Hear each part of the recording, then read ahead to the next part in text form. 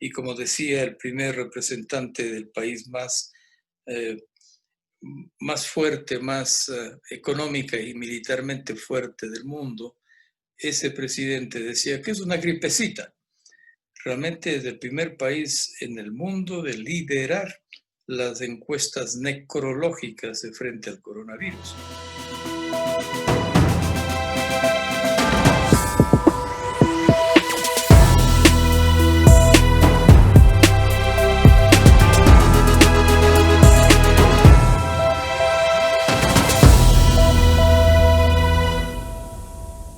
Hola, ¿qué tal amigos y amigas? Bienvenidos a Límite a través de Desalineados. Un gusto que nos acompañen en esta noche, esperando antes que todo que ustedes se encuentren muy bien y sobre todo que sus familias, sus amigos y cada uno de nosotros tengamos esa responsabilidad individual en estos momentos complicados que vive el mundo para poder sobrellevar la pandemia, para juntos de manera solidaria, pero muy responsable, como decía, poder salir adelante. Hoy vamos a tratar como cada semana un tema muy importante y como siempre tenemos un invitado de renombre, un invitado que esperamos aporte con sus conocimientos para que ustedes puedan sacar conclusiones muy productivas de esta entrevista, de esta charla. Y es que justamente vamos a abordar un tema que sin duda nos está preocupando, amigos y amigas, y es que en el último fin de semana, en las últimas semanas, en los últimos días, para ser más exactos, las alarmas nuevamente se han encendido debido a la COVID-19. El sábado pasado, el primer ministro del Reino Unido, Boris Johnson, tomó medidas ante el avance de una nueva cepa de coronavirus, la cual al parecer, según los expertos, se propaga más rápido, aunque esto todavía no está 100% confirmado.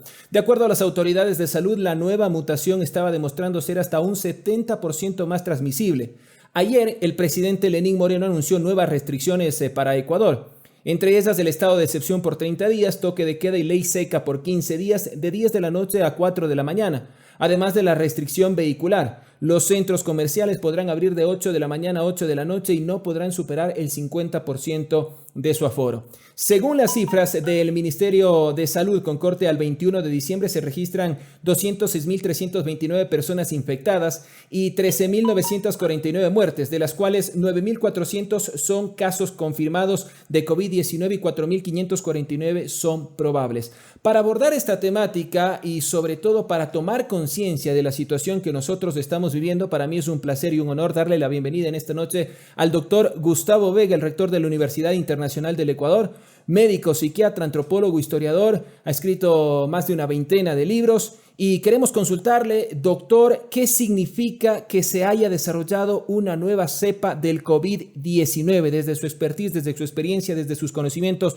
Buenas noches, gracias por acompañarnos, bienvenidos a Límite con Edo Andino a través de Desalineados. Muchas gracias, Eduardo. Su gentil entrevista para mí es un honor. En efecto, uno de mis últimos libros se llama Historia, Cultura y Pandemias, en donde quisiera presentar a la ciudadanía, lo hice en una presentación oficial de la obra hace ya unos 2-3 meses, bucear las distintas epidemias que el mundo tiene y aprender de la historia, porque frente a la nueva cepa que se anuncia en la Gran Bretaña, y esa es su pregunta, precisamente sí se han visto casos similares en otros tipos de epidemias. Por ejemplo, puede dar cuenta de la tuberculosis, que es posiblemente la enfermedad que más ha matado entre todas, incluida la viruela, que es parte de las banderas necrológicas supremas que ha tenido la historia de la humanidad. La tuberculosis tiene cepas absolutamente rebeldes. Tanto es así que no se pudo erradicar del siglo XX la tuberculosis. Y la Organización Mundial de la Salud anhela, tiene la esperanza de que en el siglo XXI pueda erradicarse. Hay 2 o 3 cepas de la tuberculosis tremendamente resistentes. Ha pasado también otras veces en que la segunda ola ha sido peor que la primera. Ese es el caso hace 102 años de la gripe llamada española. En el caso de la gripe, que realmente el mote no es histórico, la gripe española nació en Kansas, en Estados Unidos, en grupos afines al ejército, y luego se expandió fuertemente por el mundo. El mote, el apodo, el remoquete de español, de gripe española, le vino más bien por una suerte de polémica entre los países frente a, a la geopolítica del mundo europeo en que vivían las personas. En esa gripe española, que mató 20 millones de seres humanos, la segunda cepa fue la peor, la segunda ola, y para muchos no era la primera cepa, sino una cepa nueva que fue mucho más resistente y difícil. Por eso es que es tan difícil cuando se vacuna contra la gripe que se quede absolutamente inmune una persona, porque hay muchísimas decenas de virus que producen la gripe, la influenza, la temible influencia, que no es el caso de un catarro común, sino que es una de las más devastadoras epidemias que ha pasado la humanidad. En el caso concreto, y aterrizando en lo que se ha anunciado por parte de Gran Bretaña, en efecto, es suficiente con que una parte del núcleo del virus, la parte que corresponde al ácido desoxirribonucleico y sobre todo al ácido, al segundo componente, al ribonucleico, que se desfase un pedazo del mismo como para que engañe al cuerpo que asoma como huésped y toma posesión del huésped mediante una fórmula genética sustancialmente diferente, aunque con mínimas y esquivas diferencias respecto de la cepa matriz, pero suficiente para que confunda al organismo y no reaccione apropiadamente con defensas frente a lo que pudo ser la primera. Doctor, y ahí en base a lo que usted nos acaba de explicar muy detalladamente y haciendo un parangón con lo que sucedía con la gripe española, ¿eso quiere decir entonces que nos estamos enfrentando a una situación más complicada que lo que ya vivimos en marzo, en abril? En efecto, cuesta muchísimo pesar para la humanidad que los países que más índices necrológicos han tenido con el coronavirus son en este orden Estados Unidos, Brasil, lamentablemente está la India como un país de una inmensa población y México. De los 4 primeros países contaminados, 3 son latinoamericanos. Yo diría que en buena parte se debe también a la laxitud de sus gobernantes en no haber tenido la oportuna sabiduría de haber buscado una asesoría científica. Sin embargo, no siempre son cosas unidimensionales. Mire usted que una de las líderes mundiales más reconocidas también en el caso del manejo del coronavirus fue Angela Merkel. Sin embargo, a pesar de una primera etapa muy exitosa, fue una de las 7 mujeres más exitosas lideresas del mundo que agarró la pandemia con mucha responsabilidad y solvencia.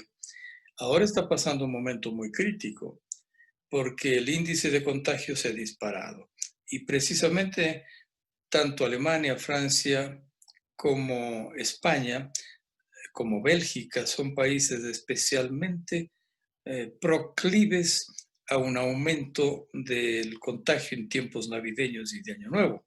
Y en el caso particular de Gran Bretaña, evidentemente. Por eso es que creo yo que todavía nos falta muchísimo para madurar como civilización, para que los gobernantes sean más cautos y que no minusvaloren una epidemia y una pandemia de estas proporciones. Y como decía el primer representante del país más fuerte, más económica y militarmente fuerte del mundo, ese presidente decía que es una gripecita. Realmente es el primer país en el mundo de liderar las encuestas necrológicas frente al coronavirus. Y alguien que también, doctor, subestimaba el presidente de Brasil, Jair Bolsonaro, ¿no? Y usted ya acaba de mencionar las consecuencias y lo que está sucediendo. Ahora, en medio de toda esta coyuntura, de este contexto que usted nos detalla, ¿qué debemos hacer? ¿Qué deberían hacer los gobernantes en medio de todo lo que estamos viviendo? La ventaja es que ya tenemos 3 vacunas de las que son más confiables y que en breve podrán circular en el mundo. Sin embargo, con todas las restricciones de la baja temperatura y de la comercialización, porque hay países que pueden comprar la vacuna, pero otros países que pueden tener la necesidad de recibir bonos internacionales para poder adquirir para millones de seres humanos, lo cual le deja en una lamentable situación financiera a un país si tiene que invertir al costo que corresponde una vacuna de las que está aprobada oficialmente. Como fuese, 3 vacunas están en proceso, algunas ya están siendo utilizadas. Yo creo que eso es una labor importante que han cumplido los laboratorios. Pero como sabemos, los laboratorios tienen que también reponer sus gastos y los costos van a ser difíciles de poder masificar la vacuna. Otras veces también se ha dado este tipo de reacciones, pero no siempre la vacuna va a ser de una sola vez. Podría ser que se necesiten 2 administraciones diferentes. Y Y eso doctor, problematiza. ¿Qué pasa en este caso con esta nueva cepa? Las vacunas, en el caso de Pfizer y de Moderna, que entiendo son las que incluso, según el ministro Juan Carlos Ceballos, llegarían a nuestro país próximamente, ¿van a seguir siendo efectivas ante esta segunda cepa o esta segunda cepa que, para decirlo de forma más coloquial, puedo estar equivocado, usted sabrá corregirme, aparece un poco más fuerte? ¿Van a ser efectivas? En efecto, esa es una duda que persiste. Hay varias zonas opacas todavía en el comportamiento del virus. Empezaré por la primera. Hay mucho debate en la ciencia si es que el virus fue manipulado o fue un producto de animales especiales, particularmente los murciélagos. El premio Nobel de Medicina, Guy Montagnier, el descubridor del virus del SIDA, mereció un premio Nobel por eso. Él defiende la tesis de que el virus, el coronavirus, es manipulado, lo cual es mucho más difícil combatir una autoridad mundial como él, a pesar de que lo que se sabía es que el alto urbanismo, el hacinamiento, el consumo de alimentos a una población enormemente amplia como es la China, determinada que el consumo de alimentos se vuelve precario y por eso es el consumo de cualquier animal. Y en el caso particular de que procedan de los murciélagos, era una teoría que estaba generalmente aceptada. Sin embargo, ante la advertencia de un premio Nobel, nada menos que de Montagnier sobre el tema, la duda de que sea manipulado el laboratorio persiste. Otra zona opaca del virus precisamente es si las vacunas ya generadas, en el caso de que asome una segunda cepa en Gran Bretaña, si tendrá efecto o no. Primero tiene que demostrarse que sea una cepa nueva. Podría ser una mutación del virus y en ese sentido no necesariamente la vacuna va a actuar en ese campo, lamentablemente. Si Es hay una decir, mutación, ahí no serviría la vacuna si es que hay una mutación. no sería suficientemente confiable, podría prevenir en forma parcial, pero una mutación prácticamente obliga a que se trabaje con otros insumos para la producción de una vacuna en base de un pedazo del RNA, del ácido ribonucleico del núcleo del virus, para producir la defensa que necesitamos cuando ingresan al organismo sustancias que le engañan al cuerpo haciendo pensar que es del virus en sí, fabricando anticuerpos suficientes para combatirlo. Y doctor, Entonces hay una zona opaca todavía sobre el tema. ¿y cuándo podría la ciencia, cree usted, determinar si se trata de una mutación o de una nueva cepa? Esto va a ser más o menos en breve, no va a demorar mucho. Hay una intensa actividad científica en el mundo y sobre todo en Gran Bretaña. Ciertamente que se dejaron ganar los ingleses en la eficiencia y la velocidad de la vacuna por parte de otros laboratorios, porque hasta hace unos meses la de Oxford sonaba como la más opcionada. Sin embargo, de que esto es una especie de maratón entre laboratorios y países, yo creo que hay suficiente materia gris entre los científicos para que pronto se anuncie si en efecto se trata de una nueva cepa, de una mutación del virus, para saber si es que en efecto podemos decir a ciencia cierta que no importa esos cambios del virus para que las vacunas que están ya en circulación tengan la eficacia de rigor. Doctor, usted hace poco hablaba de la laxitud que han tenido algunos gobiernos a nivel mundial. Citaba el caso de Estados Unidos, lo citaba Brasil y por supuesto las consecuencias. ¿Qué opinión le merece las medidas que ha tomado el gobierno del presidente Lenín Moreno esta semana, el día de ayer justamente, y las nuevas restricciones? También el gobierno de Manuel Andrés López Obrador en México fue tremendamente laxo en la primera etapa. Pues yo creo que eso dio como saldo evidentemente una falta de gobernanza en el manejo del virus en México. En el caso particular del Ecuador, pues nos ha agarrado en un momento tremendamente deficitario, porque el Ecuador vive una crisis económica atroz. Y por eso es que hay gente que no puede darse el lujo de guardar cuarentena mientras tiene que llevar el pan para su familia todos los días, exponiéndose al virus. Esa es una realidad estructural del Ecuador y que no depende del gobierno de Moreno.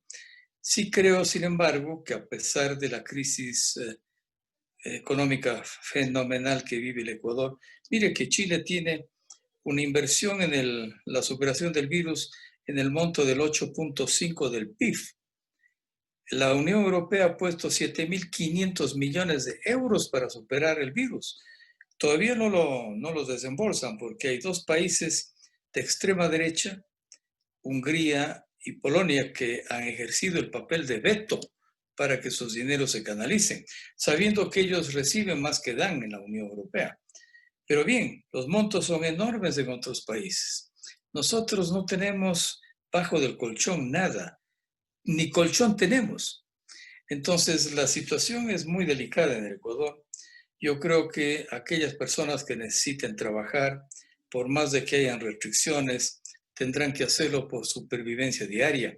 Pero hay otro conglomerado humano que sí es producto de la costumbre festejante y de la francachela que tenemos los latinoamericanos en vivir nuestra propia esencia. Nos gusta la parranda, pues nos gusta evidentemente la música, un poco de aguardiente, el baile y la sociabilidad, que es Somos un seres valor sociables agregado. por naturaleza, ¿no? Por naturaleza, los latinoamericanos necesitamos muchos del contacto físico, necesitamos de la vida social. No es una cultura nórdica en donde hay más individualismo. Entonces, combatir aquello ya es parte también del infundir pedagógicamente por parte de los organismos seccionales, municipales, nacionales, el Ministerio de Salud, los ciudadanos de a pie, generar una conciencia para que haya medidas claves y muy sencillas. Mascarilla, aislamiento, aforo y el último caso, el lavado de manos. Sin embargo, evitar los espacios internos, preferir los espacios abiertos y si se reúnen, hay sugerencias de que uno solo manipule los alimentos, haya una sola persona que sirva y distribuya los elementos físicos en donde los alimentos van a ser consumidos y que no manipule todo el mundo.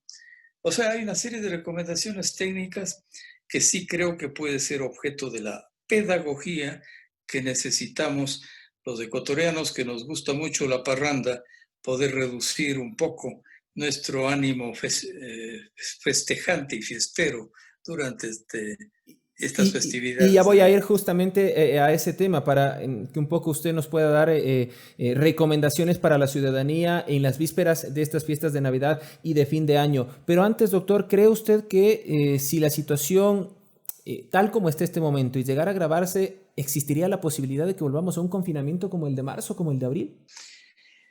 Yo pienso que la ventaja de las fiestas de Navidad de Año Nuevo es de que tenemos un espacio más o menos prolongado hasta las siguientes festividades que son asimismo de escándalo para América Latina, el carnaval. Ujú. Es un tiempo en donde quizás puede recrudecerse la curva del virus en las primeras semanas de enero y sin duda podría, mediante una política prudente por parte de los gobiernos seccionales y del gobierno nacional, evitar el desastre de acrecentar las camas hospitalarias al extremo de estar todas ocupadas.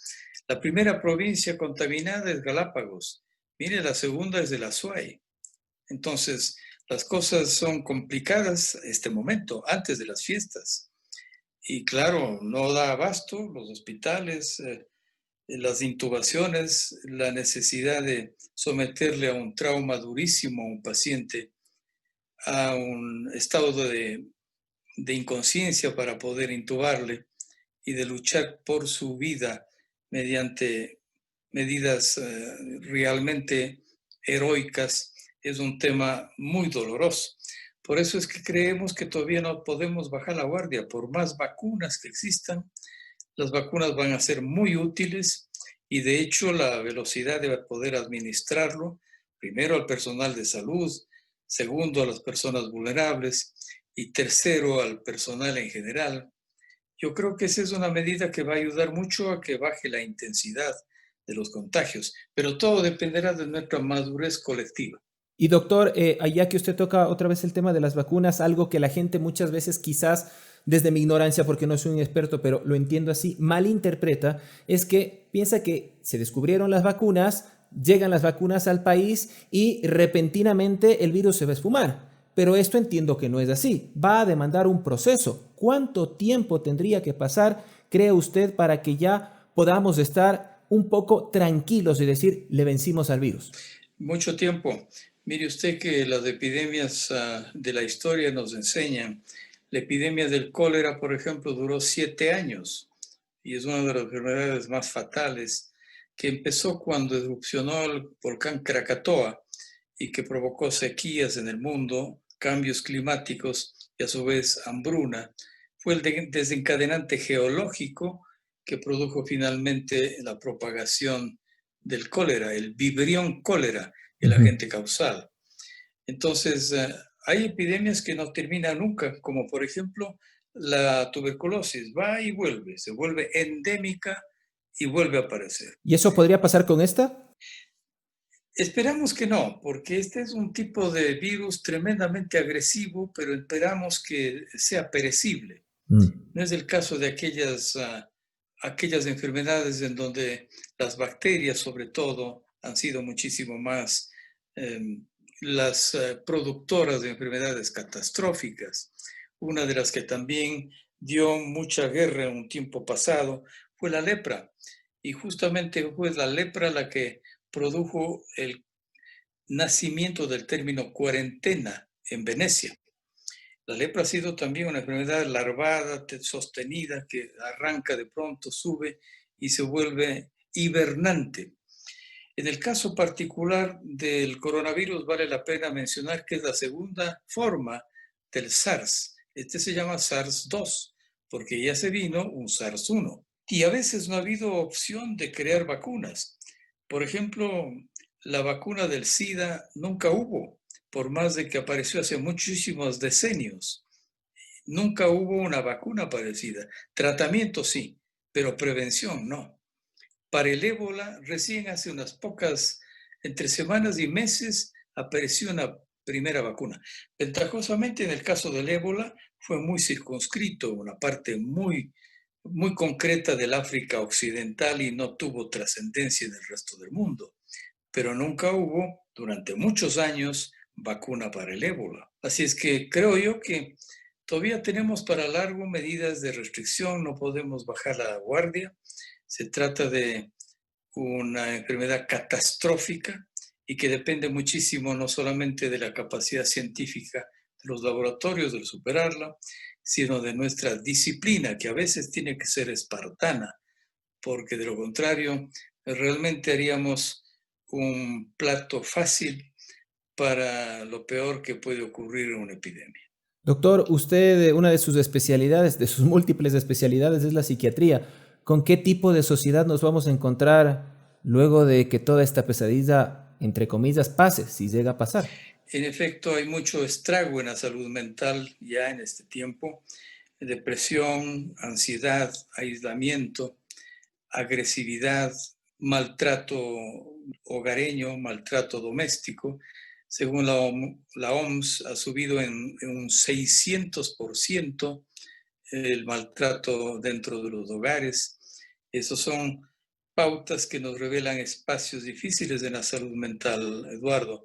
Y creo yo que, aparte de ello, sin embargo, para ver la parte positiva, nos ha obligado a reinventarnos, a ver la vida de otra manera, a mejorar nuestra reflexión sobre sí mismos, saber que somos perecibles, que los seres humanos no somos eh, con el poder que a veces adquiere la raza humana, no somos eternos y el mínimo momento en donde se sienta uno finito, yo creo que nos da un cambio filosófico importante frente a nuestra propia percepción. Y eso es un cambio espiritual que ayuda, porque en tiempos de bonanza nadie quiere morirse ni la gente se vuelve pues muy intelectual, se vuelve la gente superficial y material en la bonanza. En la dureza de una enfermedad, la gente filosófica sobre la vida y hace filosofía a su vez sobre cómo puede la raza humana agarrar la diferencia de lo que significa el estado de normalidad de un estado de cataclismos. O sea, en la salud mental hay puntos muy negativos, pero también hay saltos cualitativos en la percepción de la propia espiritualidad. Y esperamos todos que obviamente pueda salir ese poder de resiliencia como sociedad. Doctor, para ir cerrando este diálogo, agradeciéndole por su tiempo, ¿qué mensaje o qué les pediría más bien usted a los candidatos? 16 candidatos hasta el momento, tengo entendido, ya un poco hemos hasta perdido el número por todo lo que está sucediendo entre el Consejo Nacional Electoral, el Tribunal Supremo Electoral, en fin, ese es otro tema. ¿Qué mensaje les daría o qué les pediría o qué les exigiría o qué espera el doctor Gustavo Vega de los candidatos a la presidencia de la República puntualmente sobre la COVID-19? Y digo, en época de campaña y también después en caso de llegar a ser gobierno. Sí, en efecto, en las campañas la salud y la educación suele ser lo más exhibido en los programas de gobierno, pero son las agendas más perecibles apenas se gana una contienda. Son generalmente la carta de presentación de todos los candidatos, el bien social, la salud y la educación. Penosamente se vuelven ofertas populistas porque apenas han ganado las contiendas, lo entierran o lo sumergen como una agenda terciaria o de importancia menor. La petición es clave, que no sean populistas, que se asesoren con los científicos, con los técnicos, no con los políticos, y que prometan lo que van a hacer y que además sean tremendamente responsables ante un mal que puede ser no solamente grave en la campaña, sino sobre todo después. Y doctor, ¿usted ha visto quizás, ha logrado atisbar alguna propuesta, sin la necesidad quizás de nombrar a un candidato determinado, pero ha logrado atisbar alguna propuesta firme, real, concreta en materia de salud? Realmente yo he visto que son prolegómenos, hay un plan de gobierno que he visto circulando, pero que son eh, borroneos, son, yo diría, prolegómenos, pero nada en firme. Yo creo que si es que eso antes de la campaña exhibieran, los planes de gobierno son claves, pero siempre y cuando sean conseguibles. Yo no he visto nada sustancioso sobre la salud. Y, por ejemplo, sobre la salud mental muy poco, porque sigue siendo la cenicienta de la salud mental. Doctor, la pregunta final y más que pregunta, la recomendación, ¿qué le dice usted a toda la gente que está a puertas de la Navidad? Hoy estamos martes, pasado mañana Nochebuena, la próxima semana se cierra el año y vivimos un año atípico. Todos creo que sentimos o quisiéramos abrazar a nuestros amigos, a nuestros familiares que no los vemos hace mucho tiempo, abuelos, abuelas, padres, etcétera. ¿Qué les recomienda a aquellos que quizás están pensando en hacer una reunión familiar, que están pensando reunirse, que están pensando volverse a ver al mucho tiempo? ¿Cuáles son esos riesgos a los cuales ellos se están exponiendo si hacen, por ejemplo, una reunión y no toman en cuenta las medidas de bioseguridad? La primera recomendación es que se reúnen los que habitualmente han estado juntos durante la pandemia, un núcleo familiar cerrado que no ha tenido aperturas. Y si reciben una persona de un grupo extraño al usual, que sea exclusivamente un espacio abierto y con mascarillas y con distanciamiento. Y por otro lado, con una sola persona que maneje los utensilios y no más de una.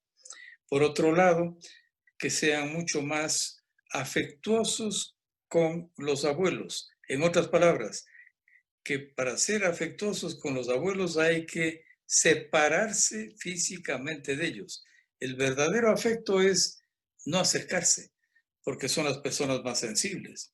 Tenemos varios casos, parientes, amigos, que en la tercera edad se han contaminado a partir de los nietos.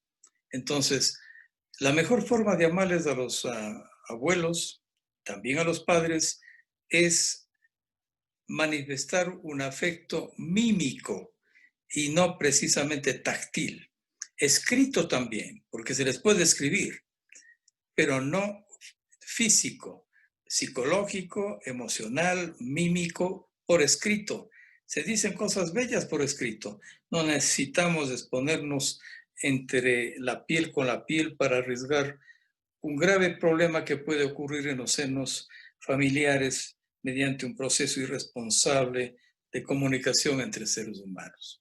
Nos quedamos con eso, doctor, en lo personal, ¿ah? Un afecto mímico. Hay otras formas de manifestar el cariño y el amor. Le agradecemos, doctor, espero que se encuentre muy bien. Le deseamos que pase unas lindas Navidades con su familia, con sus seres queridos. Un próspero año 2021, mucha salud y, por supuesto, que sigan cosechando muchos éxitos con la Universidad Internacional, con la academia, que es fundamental para que de forma conjunta coadyuve a que podamos superar este y otros difíciles momentos que seguramente nos va a poner la vida, doctor. Gracias, Eduardo, por su civismo, por su rol de comunicador responsable. Para mí ha sido un privilegio conversar con usted. Muchas gracias. Muchas gracias. Ha sido el doctor Gustavo Vega, rector de la Universidad Internacional del Ecuador, médico, psiquiatra, antropólogo, historiador y reitero, ha escrito más de 25 libros, más de 27, creo que me quedo incluso corto. Amigos y amigas, esperamos que ustedes puedan sacar unas conclusiones muy productivas de esta charla, de este diálogo. Recuerden que ustedes pueden escribirnos, interactuar junto a nosotros, proponernos temas también y por supuesto tomar conciencia en estos momentos. Tome conciencia de lo que nos estamos jugando. Su vida, la de sus seres queridos, está en peligro. El virus continúa, puede ser peligroso. Quizás el mejor regalo en estas Navidades sea no acercarse a sus seres queridos, sea no acercarse a su abuelo, a su padre, a su madre, a una persona que puede ser muy vulnerable. Ese puede ser el mejor regalo y habrá tiempo para volvernos a abrazar. Soy Edu Andino, estamos en Desalineados con Al Límite. Será hasta la próxima y gracias por compartir nuestros contenidos. Acá les dejamos nuestras cuentas de redes sociales. Chao.